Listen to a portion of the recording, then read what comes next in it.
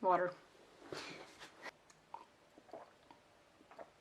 Let's get started. Stay hydrated, kids, and all of that crap. Okay, so today's video is gonna be slightly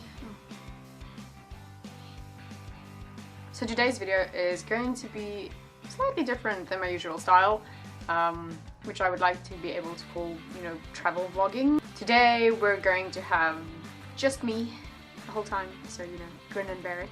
This is more an information video than will be a travel video, but I do think it is an important topic for people who are looking for answers to these specific questions that I will be answering. Yeah, that's kind of redundant, but yes, I'm going with it now. So today we're going to be talking about the JET program. So this is the Japan Exchange and Teaching Program for those who aren't too well known with it, or are basically just still looking around for information about it. Basically, it is an exchange program to be able to teach in Japan. It runs from a bunch of countries, including South Africa, which is my own country. So although I'm going to be talking about my experience, this is going to be a very specifically South African experience, as some of the questions were more directed to living in South Africa compared to living in Japan, or traditional cultural things about South Africa. But if you're from a different country, keep watching. You definitely will also be able to take quite a lot out of this video from my experiences, and yeah, so let's get going. So first things first, preparing for your interview. So you finally got that email that said these are your interview slots. Please be sure to be there with your participant slip, and you getting ready for this.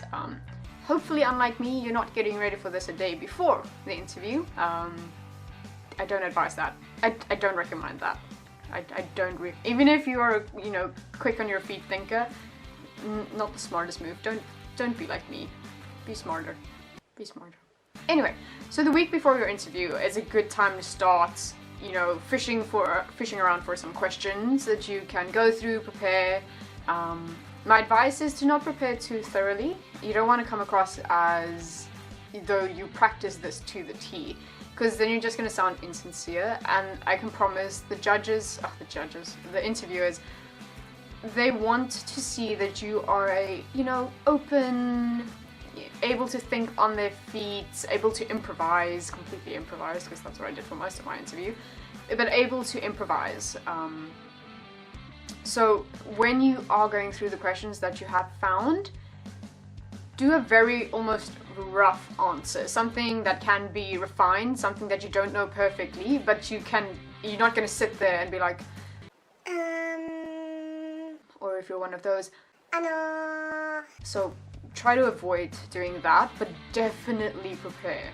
Definitely find some answers. There are so many websites and so many other vlogs that will have questions that previous participants were asked. So compile a list of those and basically just try and run a few mock interviews with someone. I didn't do this. I only managed to wrangle my sister into mock interviewing me while I was waiting downstairs for my interview.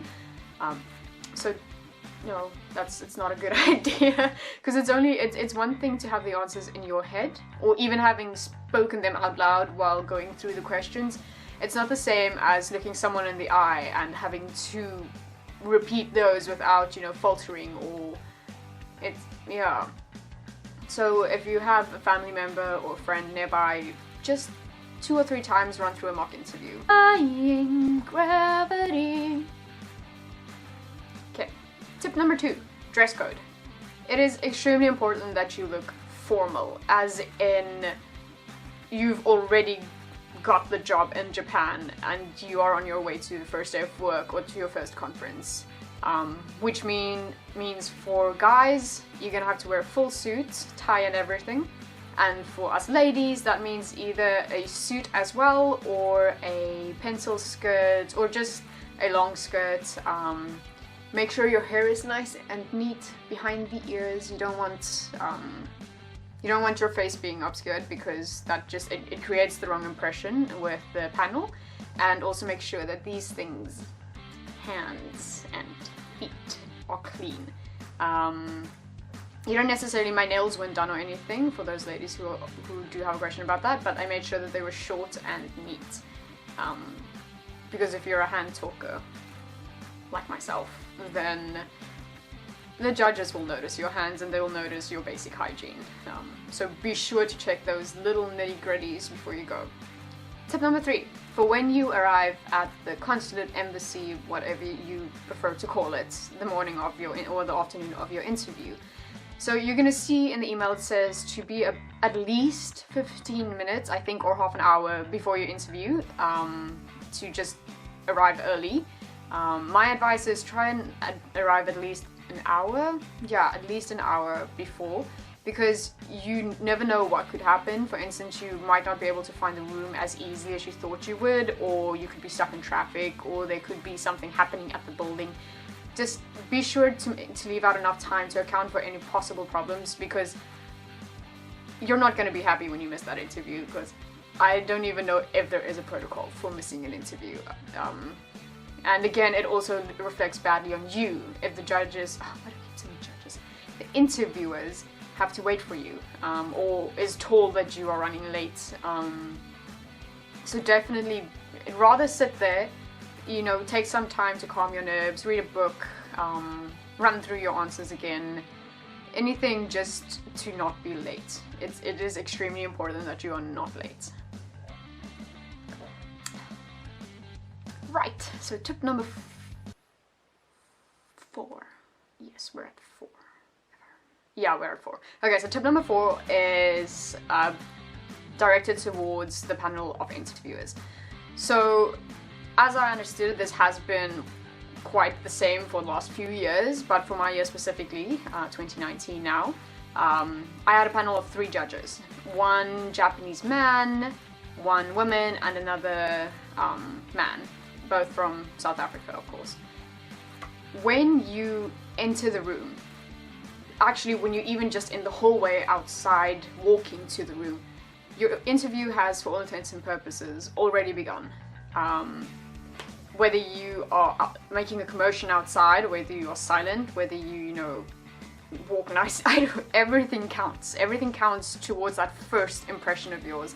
And a first impression is the most important thing in an interview. If you walk in there and one of the interviewers already isn't too happy with you, it's gonna affect the rest of the interview.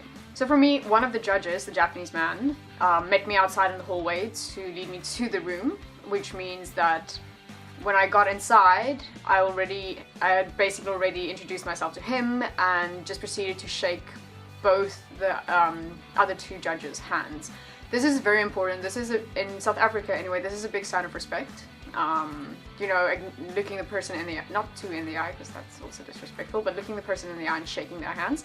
So for whatever cultural background you come from, do what is considered the most respectful for you, and what would impress the judges immediately. One little bonus tip that I might say is try and find a common ground with each of the interviewers. This wasn't exactly possible for me with the Japanese man. I didn't really have much in common with him, but for the woman, she was a professor at she is a professor at my previous university, so I was able to, you know, find a common ground there. And with the man, we had both done an honors in the same study field. So that made it easy for me also to have nice footing with him. So, you know, try and make it a bonding experience if possible. Okay, so that was that for my section on tips for your interview. I think let's then jump right into the questions that I received. So these are the questions that I can remember. It has been a few months. I waited to make this video until I was actually sure that I had gotten into the program. You know, because what's the worthwhile of me making a video if I don't know if my answers helped in any way? But clearly I said something right at some point, or they just felt really sorry for me. Oh, fun times. Anyway, so I'm going to be reading the questions on my phone, so if I'm looking down, this is just so that I can, you know, not stammer. struggle. Let's just go struggle the whole time. Okay, so the first question I had was, how did you study Japanese? For me, I had been expecting this question, because although being able to speak Japanese is not a requirement for the JOT program, they do ask on the application whether or not you can speak any Japanese. So on my application I put down that I was a beginner because I can do basic reading, listening and speaking, but very, very basic. So I just told them that I had self-studied. The second question, let's just call it question 1.2, follows up on the first one, which was basically, will I continue to study Japanese even if I don't get accepted for the JET program? This, of course, other than, you know, hitting me down my pedestal a bit, because now, of course, I was thinking, what if I don't get accepted? Despite that, I said yes, that I intended to keep studying Japanese basically until I get into the program, and after that, of course, because even if I get rejected the first time around, I've no intention of not applying again. They quite seem to like my enthusiasm on this one, so maybe go for something in that line. So the second question also revolved around my language ability, and this one was from one of the South African interviewers who asked, why didn't I study Japanese at a language school in Cape Town? Honestly, I had not even been aware there was a language school in Cape Town, and as I had studied quite far away from Cape Town for the past 4 years, I also wouldn't have been able to attend even if I wanted to. So that's basically what I told them. From question 3 onwards, it started getting a bit more difficult. So let's call this question 3.1. What would I do if I get a classroom of students that don't want to learn? This was a question I was a bit, hesitant of, because it isn't an easy question to answer if you haven't taught before. Although I have tutored, it's not the same as having an entire classroom to teach every single day, or multiple classrooms to teach every single day. However, I was at least able to draw on my experience as a tutor to show to them that I have experience as a tutor, so I have taught a class before, and how I handled difficult students. Not necessarily students who weren't interested in learning per se, but students who did make it difficult for me to teach the class, or anything in that regard. So I definitely say this is the type of question where you can do some self-promotion. Either if it is to showcase that your personality is good at dealing with difficult people, or to show that you have experience in teaching, or anything.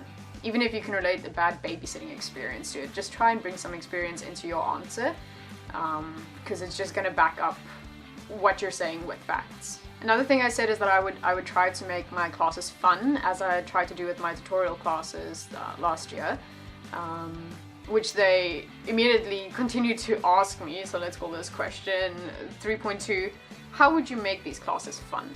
So this is a typical example of you can't just say something and not back it up. Luckily I wasn't lying, but you'd have to do some seriously quick thinking if you had been lying at that point. So I just, told them of some of the games I played, or how I had arranged my classes to make them a bit more exciting, enhance a bit of teamwork, make sure that everyone is doing their part. But be careful for questions like this, where you have to back up what you said. This is why lying in an interview is never a good idea. Or if you're gonna lie, be sure you're doing it extremely good, with enough detail that they're not gonna ask another question, but not too much detail that they start getting suspicious. So question number 4 wasn't an easy question. I hadn't been expecting to get it. I didn't think they would focus too much on my degree and Japan in some kind of correlation. Yet this is the question I got. How does your degree relate to helping you adapt to Japan? How will it help you teach students English? Now, I did an honors degree in psychology, so it will definitely not help me with teaching students, other than having given me the opportunity to tutor psychology first years, which is not the same at all as teaching English to a class of people that don't necessarily speak English. But luckily I was able to focus on the first part of the question, which was how will psychology help me adapt to living in Japan? because, you know, psychology, so coping mechanisms, I just explained a lot of things I'd been taught in class and how it had taught me some self-insight and, you know, how to deal with things that I might struggle with some social isolation. So I think if you can, you know, just grasp at bare threads and tie them together. You just want to be able to show that your degree taught you something, has in a sense made you mature enough to be able to do something like, you know, go live in a completely different country. The next question, also surprisingly related to my degree, very specifically actually. So this is question number 5, yeah. It's been found that it's easy for South African Jets to adapt to living in Japan, but strangely enough, they struggle to adapt once they've moved back to South Africa. Why, from a psychological viewpoint, would you speculate this is? So that's obviously paraphrased a lot because I can't remember the specific words. But this question not only specifically related to my degree, but also to being a South African citizen. So although you might not get something like this directly, you will probably get a question that mixes those two. Just be on the lookout for those. I'm not going to go too much into my answer of that because it was more or less just a conversation with the one interviewer. And I don't think it's very important to discuss, and it was a long answer, and it even got 2 of the interviewers debating between one another. So I think that was it's a good thing I got them laughing and talking. Question number 6 is one that I saw on practically every single website and video that I searched for questions, and that is if you can show your culture in 3 ways to a classroom that doesn't speak much English, what would you bring? So the tutor in me automatically jumped on this question because there's a very important small little bit in the middle there. To a classroom that doesn't speak much English. In other words, you can't explain this thing, you need to either be able to show it, sing it, or teach it. So I was able to list 3 things that I knew either they could eat, which was milk tat. My second thing was soeking, which is a way of dancing, a style of dancing here in South Africa that's very popular here. And the third one was teaching them some Afrikaans words or an Afrikaans song or something. So again, there wouldn't be much explaining to any of these that, you know, involved me speaking English. Question 7. How will you teach a classroom who can't really speak much English?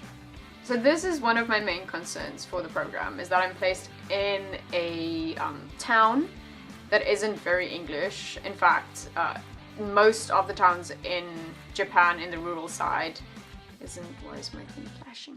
Don't flash. In the more rural countrysides, the schools aren't exceptionally English. And they warned us about this throughout the application and also in the interview.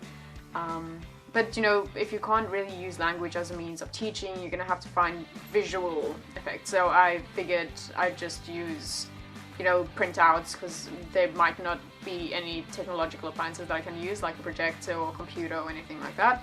So just show your almost ingenuity at adapting. So being able to compensate for the fact that you can't use language as a means of teaching. So question 8 for me was something straight out of an anime. Or like, I didn't really know that this was such a big concern that they would ask us about this in an interview, because you know, you hear the rumors and you hear like the stories about this happening, but I didn't think it was, you know, I didn't think it actually happened that often. But so question 8, how would you handle if a schoolboy got a crush on you? I wasn't expecting this question. I think I literally stared at them. I didn't bother hiding my surprise at the question. So this is something to think about, how you would handle this. For me, I again drew on my degree, just saying, you know, people's feelings are important, and that for this boy it might actually mean something. So I wouldn't, you know, want to hurt him by just denying his feelings, but I also made it very clear that I wanted to be I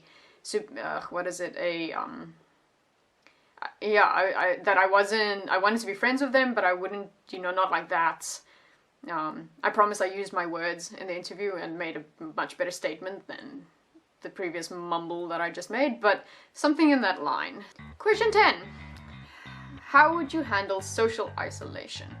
So the JET program is very concerned with social isolation, and that the people who are accepted will be able to handle living alone and living separate, you know, not being with friends and family the way you used to, especially for us South Africans where the time difference is literally day and night, and we might not always be able to phone home or message a friend because they'll probably be sleeping, unless your friends are still students, then they might still be awake. But anyway, try and think of a few ways that you can how you cope with social isolation, that is a tongue twister if you're Afrikaans, and how you would overcome it. I think they're very interested, because everyone struggles. You don't need to come across as someone who would never struggle, but rather come across as someone who can deal with that struggle, who can, you know, pull himself out of that dark little hole that is loneliness. I told them about my living alone for the previous 2 years at university. So I was used to being on my own, and that blah is how I cope with social isolation. Of course, everyone has their own way of coping, so again, don't get a pre-made answer to this. You need to draw from your own experience here. The last question I'm going to discuss now, crap, I can't remember where we're at. So question what would you do if a teacher approaches you and asks you to perform and teach a Zulu dance, or how would you answer her? This question might come across quite straightforward. You know, you think South Africa, you think Africa, so you think traditional dancing and all that, but there's too much to this question actually.